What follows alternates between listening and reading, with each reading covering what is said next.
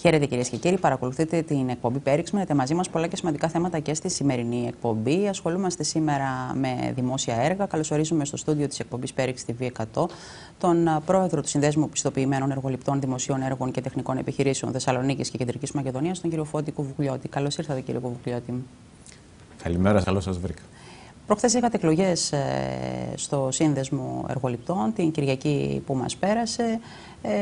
Επανεκλεγήκατε πρόεδρος. Στα συγχαρητήριά μας, καλή θητεία σε ένα κλάδο που παρακολουθούμε ότι συρρυκνώνεται τα τελευταία χρόνια. Θέλουμε να μας δώσετε το στίγμα των προβλημάτων του κλάδου σας με αφορμή τη συρρύκνωση που είναι πάρα πολύ έντονη.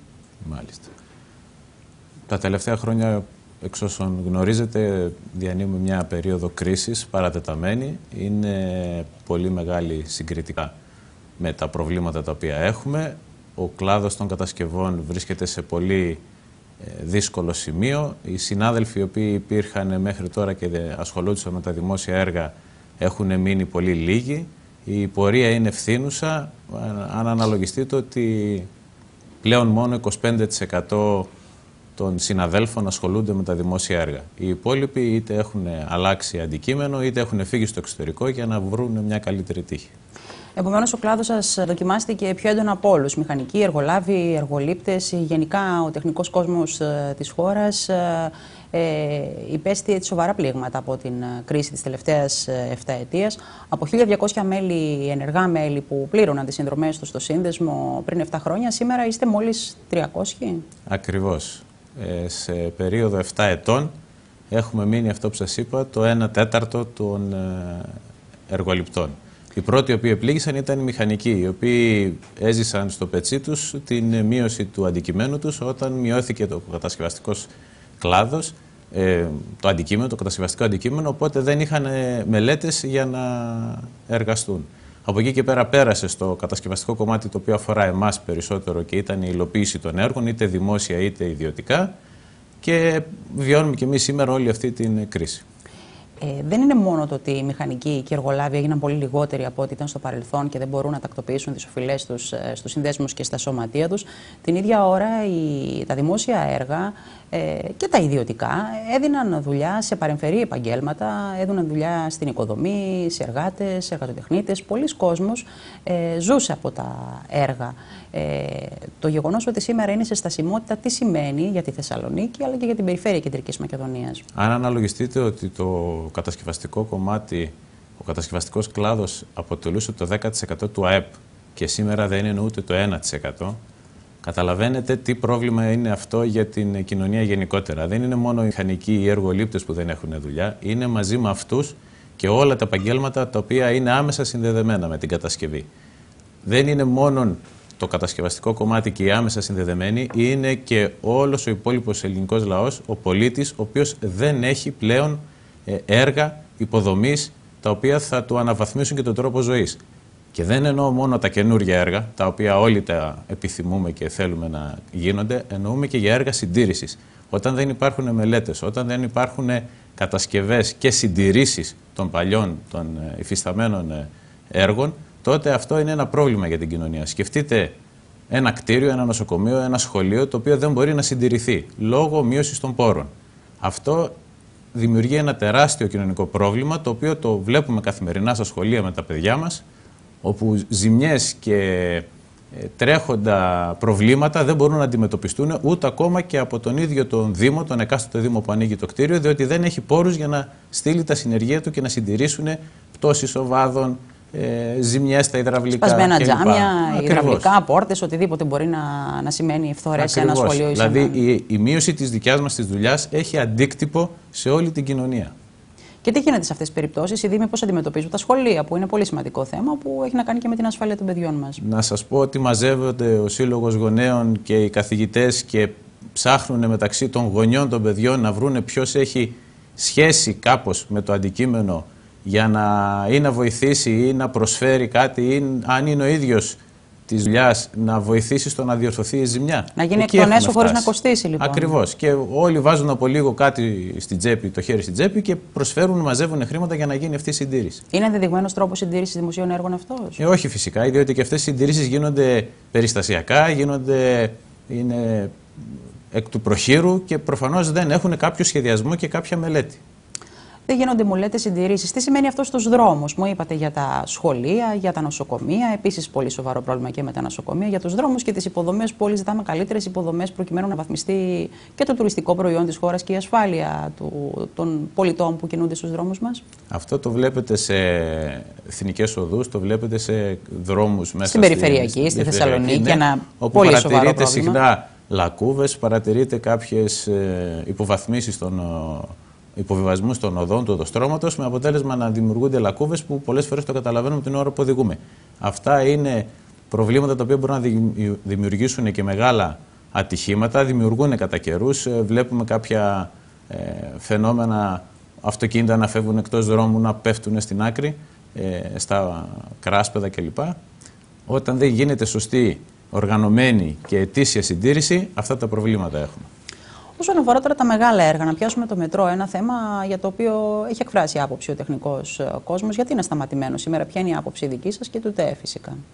Το μετρό αυτή τη στιγμή, από ό,τι γνωρίζετε, έχει ανάδοχο, ο οποίος έχει ζητήσει να διακόψει το έργο και να φύγει. Εκτελεί και κάποιες εργασίες παράλληλα, πολύ λίγες. Δηλαδή είναι με το ένα πόδι στο έργο και με το ένα πόδι εκτός αυτού για να φύγει. Πιστεύω ότι υπάρχει και πολιτική βούληση για να συνεχιστεί το έργο και κοινωνική επιθυμία, αλλά αυτό δεν αρκεί, διότι από ό,τι γνωρίζετε, από τις εκλογές 25 Ιανουαρίου και μέχρι σήμερα δεν έχουμε τον αρμόδιο υπουργό, δεν έχει ορκιστεί ο κύριος Σπίρτζης, ο συνάδελφος, λόγω νομικού κολλήματος. Και τον περιμένετε γιατί είναι συνάδελφός σας και περιμένετε να λύσει ζητήματα. Παρά τα αυτά, συμπληρώνονται σχεδόν 2 μήνες. Νομίζω ότι θα ξεπεραστεί εντός των επόμενων ημερών το νομικό κόλλημα για την τοποθέτησή του. Ναι, καθώς εκκρεμούν πολλά ζητήματα στον κλάδο σας. Έτσι έχει εξαγγελθεί, αλλά οι 2 μήνες κολλησιεργία τώρα λόγω των εκλογών. Οι 3 μήνες που δεν έχουμε Γενικό Γραμματέα Δημοσίων Έργων στα μέσα από Δεκέμβρη, την τελευταία παραίτηση του Υπουργού, του Γενικού Γραμματέα. Όλα αυτά δημιουργούν κολλήματα. Δηλαδή, φανταστείτε ότι ένα κράτος θέλει, έτσι πιστεύουμε, να τρέξει, επιθυμεί, προσπαθεί και κολλάμε συνέχεια στο γράμμα του νόμου, κολλάμε σε γραφειοκρατικά προβλήματα και δεν μπορούμε να πάρουμε κάποιες αποφάσεις. Και μια που μιλήσετε για το γράμμα του νόμου, την ίδια ώρα υπάρχει και μια δυσλειτουργία στον τρόπο εκτέλεσης και δημοπράτησης των δημοσίων έργων λόγω των 2 νόμων που είναι σε ισχύ σήμερα. Αυτό το θέμα πώς ακριβώς διαμορφώνεται και ποια είναι η δική σας θέση εργολάβων και μηχανικών και του ΤΕ Κεντρικής Μακεδονίας όσον αφορά τους 2 νόμους που είναι σε ισχύ σήμερα και δημιουργούν πολλά και σοβαρά προβλήματα? Σε αυτό πρέπει να πρωτοτυπούμε σαν κράτος. Έχουμε σε ισχύ 2 νόμους. Ο ένας ο προϋπάρχων, η κωδικοποίηση του 3669 που ήταν για τις κατασκευές και του 3316 που ήταν για τις μελέτες δημοσίων έργων, και είχε ψηφιστεί το καλοκαίρι, από ό,τι είχαμε ξαναμιλήσει, ο καινούριος νόμος ο 4281 της ΕΑΔΣ, της Ενιαίας Ανεξάρτητης Αρχής Δημοσίων Συμβάσεων. Αυτός ο νόμος έθετε κάποια πράγματα ενισχύει άμεσα και έθετε και κάποια πράγματα ενισχύει από 1 Μαρτίου 2015. Επειδή έγινε αλλαγή στην κυβέρνηση και φύγαν οι παλιοί και ήρθαν οι καινούργοι, υπάρχει αυτή η στασιμότητα που είπαμε και εκ των προτέρων μέχρι να οργανωθούν και να μπουν ο καθένας στη θέση του και να λάβει τις υποχρεώσεις του, με αποτέλεσμα να έρθει η ώρα. Ήρθε η 1 Μαρτίου, πέρασε και τέθηκε σε ισχύ ο νόμος που είχε ψηφιστεί το καλοκαίρι του 2014. Αυτομάτως λοιπόν ήρθε η ημερομηνία, είχε ψηφιστεί το καλοκαίρι που μας πέρασε, το 2014. Με αποτέλεσμα έχουμε 2 νόμους ενισχύει ταυτόχρονα. Τώρα πώς γίνεται αυτό? Δημιούργησε κάποια προβλήματα. Οι υπηρεσίες τεχνικές των Δήμων και των φορέων γενικότερα δεν μπορούσαν να δημοπρατήσουν, διότι δεν ξέρανε με ποιο σύστημα θα δημοπρατήσουν. Με το παλιό ή με το καινούργιο? Ακριβώς. Αρκετές δημοπρασίες δεν προχώρησαν, δεν έγιναν δηλαδή, με αποτέλεσμα και τις 3 τελευταίες εβδομάδες και νωρίτερα που δεν ξέρανε πώς θα δημοπρατήσουν. Δηλαδή 2 με 3 μήνες τελευταίως να μην έχουμε καινούργιες δημοπρασίες, άρα δεν έχουμε και αντικείμενο, και τελικά μαθαίνουμε ότι θα ψηφιστεί αυτές τις μέρες μία παράταση αυτού του νόμου μέχρι και τέλος του έτους. Του δεύτερου νόμου που ψηφίστηκε το καλοκαίρι και ισχύει από το Μάρτιο. Ακριβώς, γιατί αυτός ο νόμος ψηφίστηκε από ό,τι είχαμε πει το καλοκαίρι εμπροχείρο. Χρειάζεται γύρω στα 25 προεδρικά διατάγματα και άλλους τόσους κανονισμούς, νομίζω. Δηλαδή θέλει πολλή προετοιμασία για να τεθεί σε λειτουργία, και αυτό δημιουργεί και το πρόβλημα, διότι πρέπει το Υπουργείο και ο Γενικός Γραμματέας με τις καινούργιες επιτροπές και τις ομάδες εργασίας να θέσει τους όρους με τους οποίους θα λειτουργήσει αυτός ο νόμος, με τον οποίο είμαστε κάθετοι. Σε αυτό το νόμο, για ποιο λόγο προχώρησε η προηγούμενη κυβέρνηση? Υπήρχαν κάποιες ευρωπαϊκές οδηγίες που τις εφιστούσαν την προσοχή για τη διευθέτηση ζητημάτων που δεν είχαν επιληθεί και έπρεπε να περάσει ένα νόμο όπως προκειμένου να είναι εντάξει απέναντι στις ευρωπαϊκές υποχρεώσεις, την ώρα που υπήρχε ένας νόμος με λειτουργία 3 και πλέον δεκαετίες που είχε αποδείξει ότι μπορούσε να σταθεί. Ακριβώς. Ο νόμος που ισχύει σήμερα, ο 3669, είναι από κωδικοποίηση όλων των νόμων από το 1984 και μέχρι σήμερα. Άρα έχει μια εμπειρία 30 ετών σχεδόν. Από εκεί και πέρα βγαίνουν κάποιες κοινοτικές οδηγίες, όπως ξέρετε, σύμφωνα με τις οποίες εμείς πρέπει να συμμορφωθούμε και να τις εντάξουμε στη δικιά μας νομοθεσία. Είχαν βγει κάποιες οδηγίες, κοινοτικές οδηγίες, οι οποίες όμως εντάχθηκαν μέσα στον 3669. Άρα δεν υπήρχε η δικαιολογία η άμεση ότι πρέπει, επειδή έχουμε αυτές τις κοινοτικές οδηγίες, να φτιάξουμε καινούριο νόμο. Επίσης, έχουν ψηφιστεί ήδη, ώστε να εφαρμόσουμε εμείς τον προηγούμενο νόμο, έχουν ψηφιστεί και καινούριες κοινοτικές οδηγίες, οι 23, 24 και 25, τις οποίες πρέπει να εντάξουμε μέχρι τον Απρίλιο του 2016.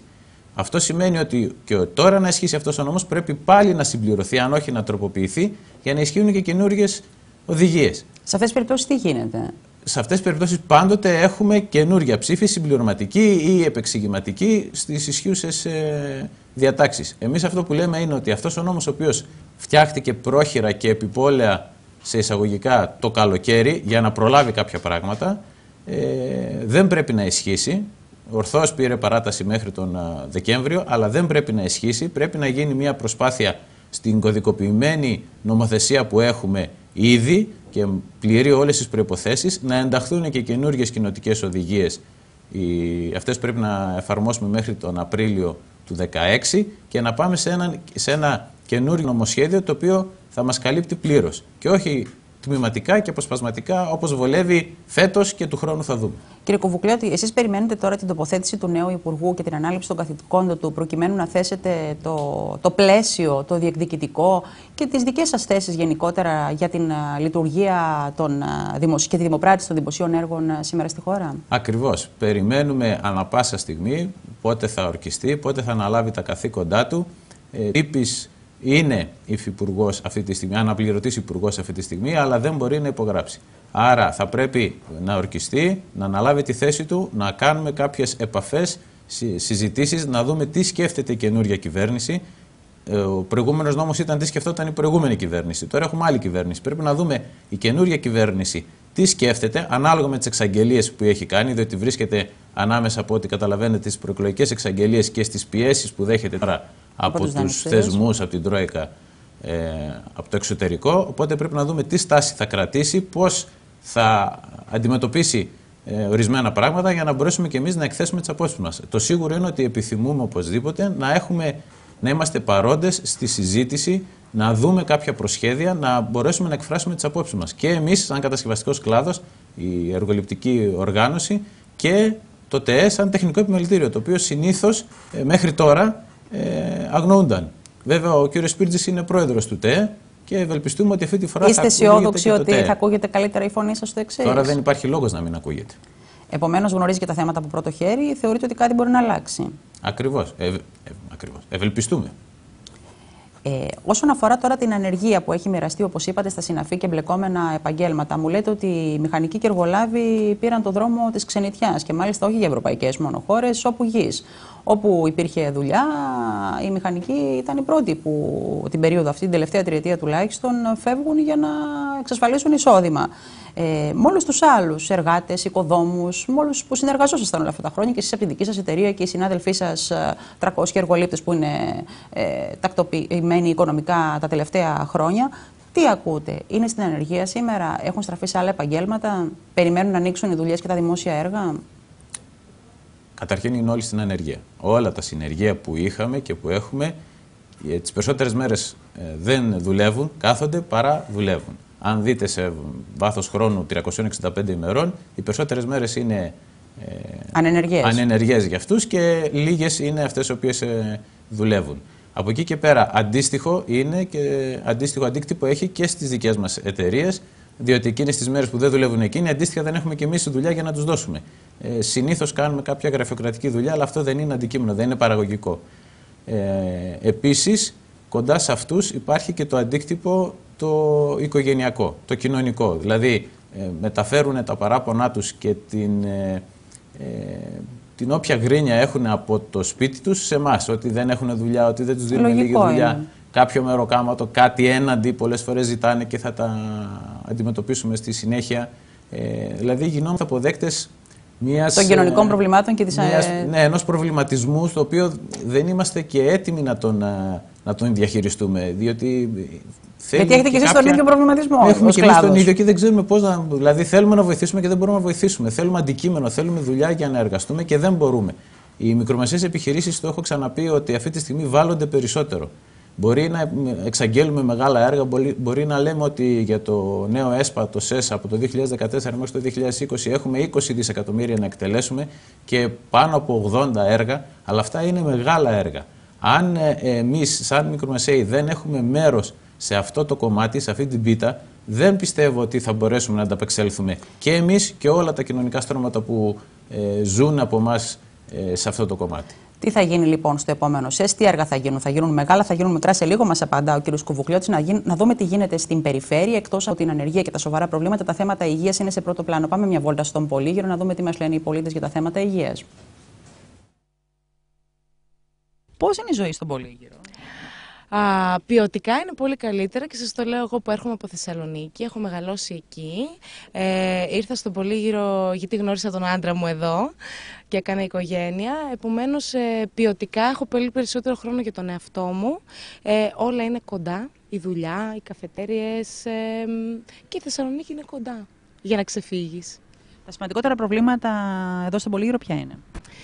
Θεωρώ ότι θα έπρεπε ως πρωτεύουσα Χαλκιδικής να υπάρχει πολύ περισσότερη ανταπόκριση τόσο στα καταστήματα όπως γίνεται στα Μουδανιά.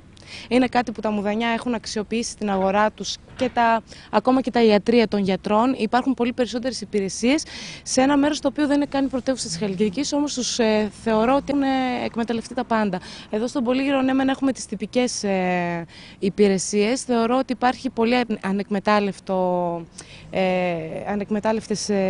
ανεκμετάλλευτα πράγματα που μπορούν να γίνουν και δυστυχώς δεν έχουν γίνει για κάποιο λόγο. Υπάρχουν πολλές δυνατότητες. Ποια είναι τα σημαντικότερα προβλήματα του Πολυγύρου? Η υγεία. Δεν υπάρχουν ούτε αρκετοί γιατροί και το νοσοκομείο υπολειτουργεί, όπως και σε όλες τις επαρχιακές πόλεις αυτό το καιρό. Και εδώ ακόμα περισσότερο. Δηλαδή, για οτιδήποτε και το παραμικρό πρέπει να πάμε στη Θεσσαλονίκη. Όταν λέτε το νοσοκομείο υπολειτουργεί, δηλαδή δεν υπάρχουν όλες οι ειδικότητες, υπάρχουν ελλείψεις σε γιατρούς, σε φάρμακα, σε υλικά? Από όσο γνωρίζω και από ίδια άποψη σε σχέση με το μωρό που είχαμε κάποια θέματα, ναι, υπάρχουν ελλείψεις και σε υλικά. Ακόμα και για να νοσηλευτεί ένα βρέφος που χρειαστήκαμε εμείς νοσηλεία, έπρεπε να πάμε στη Θεσσαλονίκη. Και για το παραμικρό πρέπει να πάει στη Θεσσαλονίκη. Πέρα από μια ιοσούλα αν είναι, όλα τα άλλα δεν μπορούν να τα καλύψει το νοσοκομείο εδώ, τουλάχιστον η παιδιατρική. Και από όσο γνωρίζω και οι άλλες κλινικές. Αλλά... Θεωρείτε ότι πρέπει να προσεχθεί περισσότερο η περιφέρεια στον τομέα της υγείας? Ναι, βέβαια. Και δεν αφορά μόνο τη Χαλκιδική, σε όλη την Ελλάδα ισχύει αυτό το πράγμα. Τα θέματα υγείας λοιπόν σε πρώτο πλάνο, κύριε Κουβουκλιώτη, και δεν είναι μόνο η υποστελέχωση γιατρών και νοσηλευτικού προσωπικού. Μου λέγατε νωρίτερα ότι τα νοσοκομεία δεν συντηρούνται κιόλας. Έχετε παραδείγματα που να γνωρίζετε εσείς προσωπικά και ο κλάδος σας από νοσοκομεία που είχαν ζητήματα συντήρησης αλλά δεν υπήρχαν χρήματα για να συντηρηθούν? Ναι.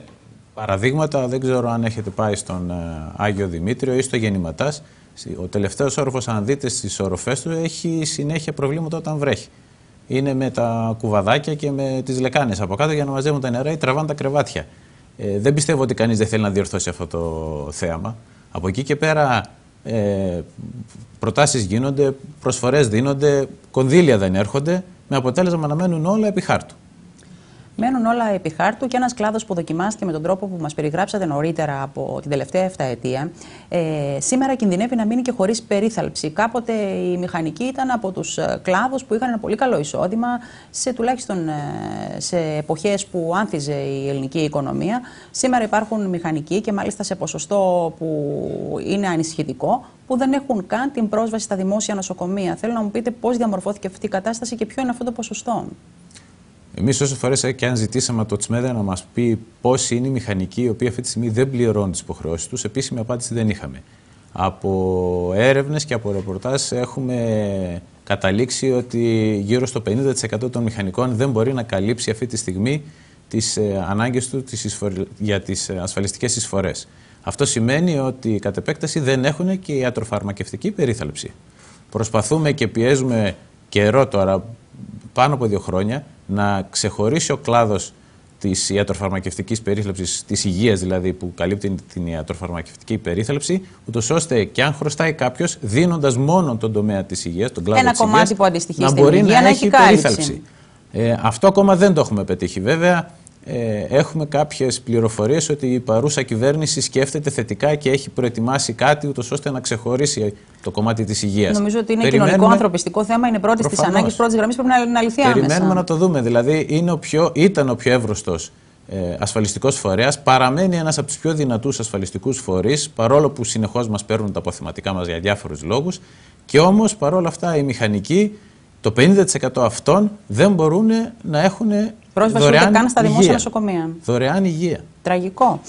Θέλω να αλλάξουμε κλίμα, να πούμε κάτι πιο ευχάριστο, να μεταφερθούμε μία βόλτα στην Βέρεια, να συνομιλήσουμε με τον κύριο Παύλο Τσέα, ιδιοκτήτη τουριστικού γραφείου στη Βέρεια, καθώς πλησιάζει η Πάσχα. Μπορεί να διανύουμε μία περίοδο έντονης οικονομικής κρίσης, την ίδια ώρα όμως κάποιοι θέλουν να ταξιδέψουν. Ο κύριος Τσέας μας ακούει?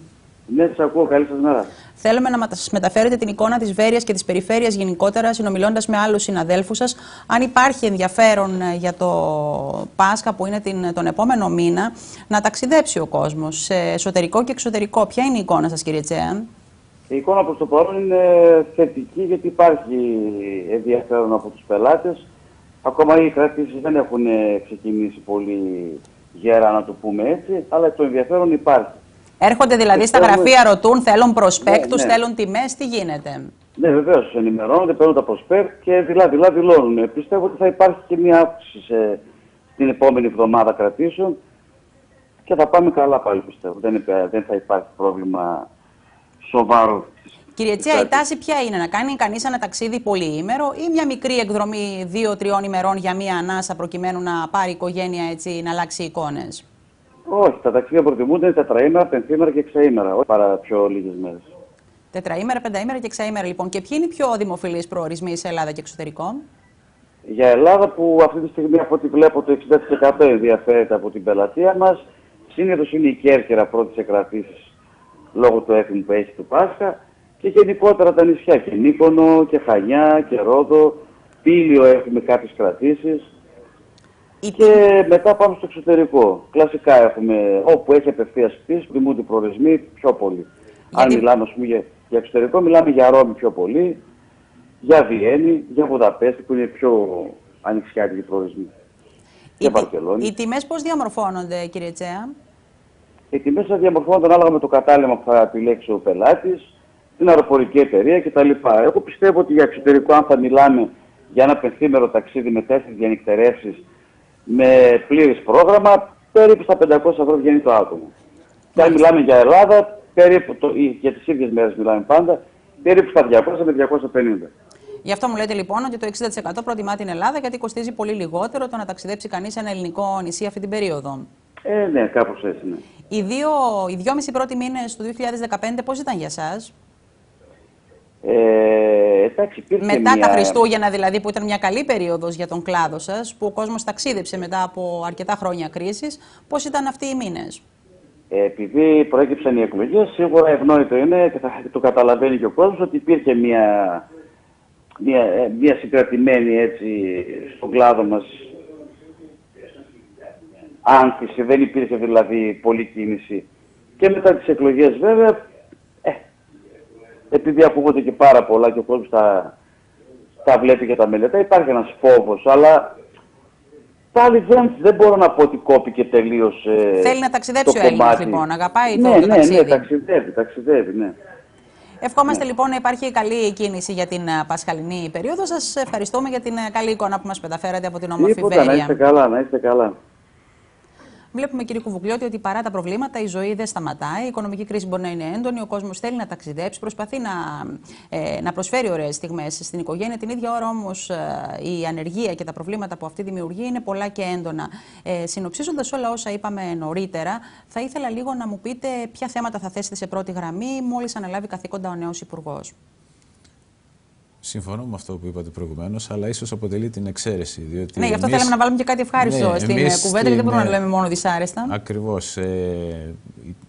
το προσωπικό το οποίο έχουμε συνήθως είναι πολύ δύσκολο, έχει μεγάλες δυσκολίες και ανταπεξέρχεται σε αυτούς τους προβληματισμούς και σε αυτές τις απαιτήσεις της σημερινής ζωής πολύ δύσκολα.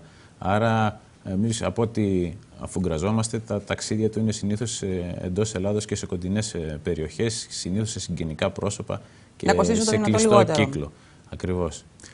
Τα προβλήματα γενικότερα από αυτά τα οποία θα θέλαμε εμείς άμεσα να θέσουμε είναι το δικό μας μητρό, το κατασκευαστικό, το οποίο σύμφωνα με τον νόμο που ψηφίστηκε το καλοκαίρι και είναι σε ανάκληση τώρα, θα είναι σε λίγο, καταργεί το μητρό των εργοληπτών, καταργεί τον τρόπο δημοπράτησης όπως ξέραμε μέχρι σήμερα, καταργεί την ενιαία διακήρυξη, τα οποία εμείς θεωρούμε τα φόπλακα για τον κλάδο των κατασκευών, διότι θα μπορεί ο καθένας πλέον με αδιαφανείς τρόπους, με συμφεροντολογικούς, με σκέψεις και διάφορες ενέργειες οι οποίες δεν συνάδουν με τη διαφάνεια και την ισοτιμία των μηχανικών και των εργοληπτών, πιστεύουμε ότι θα γίνονται έργα τα οποία δεν θα είναι για το καλό του πολίτη, δεν θα είναι καλό για την οικονομία του ελληνικού κράτους. Από εκεί και πέρα θέλουμε να ισχύσει αυτό που ίσχυε όπως σας είπα, διότι αποτελεί 30 χρόνια εμπειρία. Ο παλιός νόμος, βασικό θέμα για τον κλάδο σας. Από εκεί και πέρα, αυτό που θέλουμε επίσης να ανασταλεί είναι ορισμένα έργα έχουν χρεωθεί με το ΦΠΑ επιπλέον στους λογαριασμούς. Αυτό σημαίνει ότι ο ανάδοχος δεν θα παίρνει το ΦΠΑ από τον φορέα, αλλά θα περιμένει με επιστροφή ΦΠΑ να το πάρει από την εφορία. Θεωρείτε πιο δίκαιο αυτό λοιπόν? Όχι. Αυτό έχει γίνει αναδρομικά σε έργα τα οποία ήταν σε εξέλιξη, δεν το είχαν λάβει υπόψη όταν έδωσαν προσφορά οι συνάδελφοι, με αποτέλεσμα αυτό το 23% του ΦΠΑ να είναι μια επιπλέον επιβάρυνση στην κατασκευή του έργου. Εμείς δεν επιθυμούμε να υπάρχει αναδρομική ισχύ αυτού του νόμου. Θέλουμε για τα έργα τα οποία εκτελούνται να μην ισχύει και ο ΦΠΑ να παρακρατείται από μερικά έργα τα οποία έχουν χαρακτηριστεί ως τεχνικά έργα, από τα έργα που θα δημοπρατηθούν για να μπορούμε να το λάβουμε και εμείς υπόψη μας. Κάποτε ο κλάδος είχε πολύ σοβαρά προβλήματα από την πληρωμή του από δήμους. Δεν ξέρω σήμερα αυτά κατά πόσον έχουν διευθετηθεί. Τα προβλήματα αυτή τη στιγμή λόγω της έλλειψης ρευστότητας του ελληνικού κράτους είναι μεγάλα, διότι από ό,τι ακούσατε προσπαθούμε να βρούμε σαν κράτος χρήματα, ρευστότητα και εσωτερικά, όχι μόνο εξωτερικά, και στο εσωτερικό, με αποτέλεσμα να έχουν μαζευτεί όλα τα κονδύλια από όπου υπήρχαν σαν αποθεματικά ή σαν ταμείο. Εμείς από όπου περιμέναμε να πληρωθούμε άμεσα τους τελευταίους 3 μήνες δεν έχουμε πληρωθεί. Ακούσαμε και μια εξαγγελία, μάλλον διαβάσαμε στο Βήμα την Κυριακή ότι μπορεί να δεσμευτεί και το ΕΣΠΑ. Διαψεύστηκε αυτό από τον κύριο Σταθάκη και οφείλουμε να πούμε την διάψευση γιατί είναι ένα πάρα πολύ σοβαρό θέμα. Ακριβώς. Η Ελλάδα περιμένει αυτό το τελευταίο τρένο για να ανασάνει. Εμείς αυτό παγώσαμε όταν το διαβάσαμε την Κυριακή. Ευτυχώς διαψεύστηκε, διότι θα ήταν το τελευταίο, θα ήταν το κύκνιο άσμα για, φαντάζομαι, για όλη την Ελλάδα. Επιστροφές ΦΠΑ που είχαμε από άλλα έργα δεν έχουμε πάρει ακόμα ούτε €1 και έργα τα οποία πληρώνονται από ιδίους πόρους ή από ΣΑΤΑ από τους ίδιους τους Δήμους, αυτή τη στιγμή υπάρχει αδυναμία πληρωμής λόγω της έλλειψης ρευστότητας. Ένα άσχημο κλίμα λοιπόν, έτσι όπως το περιγράφετε, στασιμότητα, σε πλήρη στασιμότητα τα δημόσια έργα. Θεωρείτε ότι κάτι μπορεί να αλλάξει η επόμενη περίοδος, η οποία θα διαρκέσει ως το 2020. Θεωρείτε ότι θα δώσει μια ανάσα, θα γίνουν δημόσια έργα ή θα είναι μόνο μεγάλα έργα? Θα γίνουν δημόσια έργα περί των 20 δισεκατομμυρίων ευρώ από ό,τι γνωρίζω, αλλά δεν θα είναι παρά μόνο μεγάλα έργα. Δηλαδή, εμείς θέλουμε να μοιραστεί, να ξαναγραφτεί η λίστα των έργων. Κάπου πρέπει να ενισχυθεί και η μεσαία τάξη και η χαμηλή τάξη. Με τις εξαγγελίες του κύριου Σταθάκη ότι 4 δις ευρώ θα είναι το πρόγραμμα δημοσίων επενδύσεων και θα γίνουν πολλά μικρά έργα, πιστεύουμε ότι δεν σωζόμαστε. Πρώτα πρέπει βέβαια να δούμε ότι θα υλοποιηθεί, γιατί υπάρχει πάντοτε και αυτό το θέμα, αλλά πιστεύουμε σε γενικές γραμμές ότι δεν σωζόμαστε. Ή θα πρέπει να έχουμε μέρος από τα έργα τα οποία θα δημοπρατηθούν και θα εκτελεστούν στην επόμενη εξαετία και ανοίγω παρένθεση να μπορούμε σαν υπεργολάβοι, με πιστοποιημένοι υπεργολάβοι, να πάρουμε κομμάτι αυτών των έργων, δηλαδή να είμαστε νόμιμα υπεργολάβοι με πιστοποιητικό και εμπειρία που θα προσμετράτε και να εκτελέσουμε ένα μέρος αυτών των έργων, αλλιώς διαφορετικά δεν θα έχουμε αντικείμενο. Κύριε Κουβουκλιώτη, σας ευχαριστούμε θερμά που σήμερα ήσασταν εδώ. Μας καταθέσατε τις θέσεις σας και τις απόψεις σας για το πώς διαμορφώνεται το τοπίο στα δημόσια έργα. Μικρό διαφημιστικό διάλειμμα. Μείνετε μαζί μας, συνεχίζουμε με άλλα θέματα.